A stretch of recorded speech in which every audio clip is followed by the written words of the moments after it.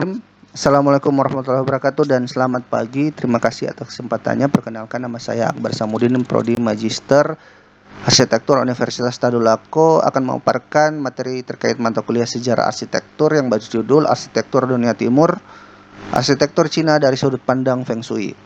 Arsitektur Dunia Timur secara umum diartikan sebagai istilah yang digunakan dalam kajian sejarah dan teori arsitektur untuk mengelompokkan bentuk, makna, filosofi bangunan yang berkembang di kawasan Asia Timur, Asia Tengah, Asia Selatan, dan Asia Tenggara. Kenapa tidak ada Asia Utara? Karena Asia Utara sendiri dikuasai oleh Rusia, yang dimana seperti kita tahu Rusia sendiri menempati dua benua, yaitu benua Asia dan Eropa, dan gaya arsitekturnya lebih cenderung ke arah arsitektur Eropa.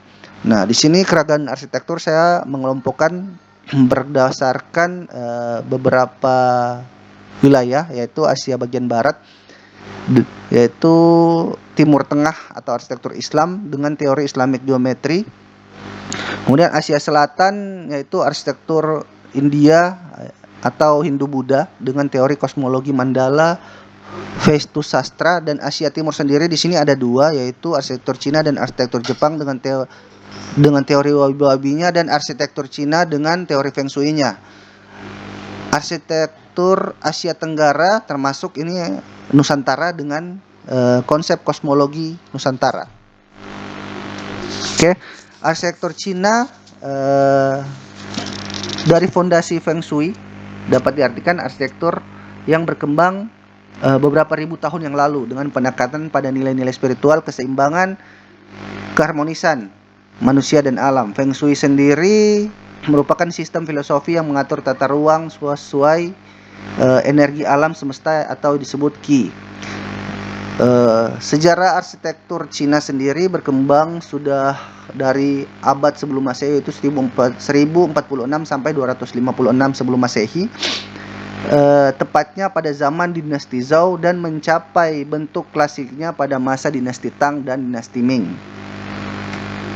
Oke, untuk prinsip desain arsitektur Cina sendiri ada beberapa prinsip, yaitu prinsip keteraturan dan simetri, penekanan horizontal, kemudian hierarki dan tata ruang sosial yang dibagi berdasarkan Feng Shui.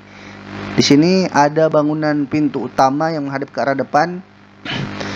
Properti dianggap lebih penting daripada mereka yang menghadap ke sisi bangunan. Bangunan yang menghadap ke arah selatan bagian belakang bersifat pribadi dengan pencahayaan sinar matahari yang lebih tinggi. Ini tempat untuk upacara-upacara keluarga atau penghormatan terhadap leluhur.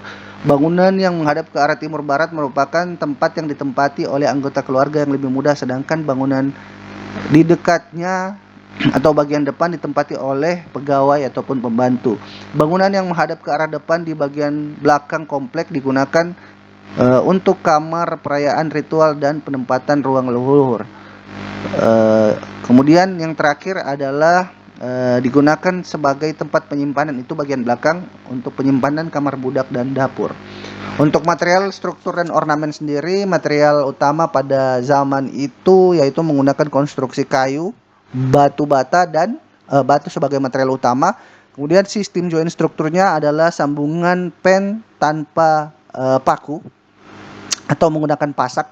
Kemudian pondasi sendiri menggunakan pondasi umpak dan pondasi lajur, yang dimana untuk pondasi umpak sendiri lebih dominan digunakan pada rumah-rumah bangsawan yang ditempatkan ukiran-ukiran pada pondasinya untuk menggambarkan kemewahan dan kemegahan ataupun status dari suatu keluarga. Nah, untuk atapnya sendiri kebanyakan menggunakan atap miring, kemudian berbentuk melengkung ke atas, yang ditempatkan dengan ukiran-ukiran ataupun hiasan berupa ukiran kayu, ataupun kadang ditempatkan pahatan ataupun ukiran giok untuk melambangkan kekuasaan atau status dari suatu keluarga. Kemudian warna dan simbol sendiri memiliki makna masing-masing, mulai dari warna merah merupakan keberuntungan, kuning merupakan kekuasaan, hijau pertumbuhan, dan biru keabadian. Ini contoh dari arsitektur Cina yang masih ada sampai sekarang, yaitu Istana Terlarang dan kediaman Si He Yuan. Kemudian proses akulturasi Cina yang dibawa ke dalam Nusantara. Ini sering diaplikasikan dalam desain-desain kelenteng di Indonesia. Ini saya ambil contoh kelenteng dari Sampokong yang dibangun pada abad 15 di Semarang, yang dihubungkan dengan Laksamana Cheng Ho, mencerminkan adaptasi arsitektur klasik dengan elemen lokal Jawa, simbol pertemuan dua budaya besar dalam wujud spiritual harmonis. Untuk desain Sampokong sendiri adalah orientasi dan energi menghadap ke arah selatan, merupakan bentuk perwujudan keberuntungan. Batu mata merah, batu kayu tropis, atap besar melindungi dari hujan, ventilasi alami, sirkulasi udara, integrasi pendopo Jawa menciptakan ruang terbuka untuk berkumpul. Kemudian ornamen dan makna sendiri, pada ujung bagian atap itu ada ornamen-ornamen berbentuk ukiran naga untuk memberikan makna perlindungan, dan ukiran phoenix memberikan makna keberuntungan, serta warna merah memberikan makna kemakmuran. Awan teratai huruf Tionghoa memperkuat nuansa spiritual lintas budaya. Ini ada saya buat matriks perbandingan akulturasi antara arsitektur Cina klasik dan arsitektur Cina di Indonesia dengan beberapa aspek, yaitu mulai dari aspek filosofi, material, bentuk dan tata ruang, atap, ornamen, serta fungsi dan konteks. Mungkin tidak terlalu panjang saya menjelaskan di sini karena dibatasi waktu. Kemudian kesimpulan, yaitu harmoni lintas budaya. Arsitektur timur berakar pada nilai spiritual, keseimbangan, dan keharmonisan manusia, alam, kosmos. Arsitektur Cina menerapkan fungsi feng shui konsisten melalui simetri, material alami, dan bentuk melengkung.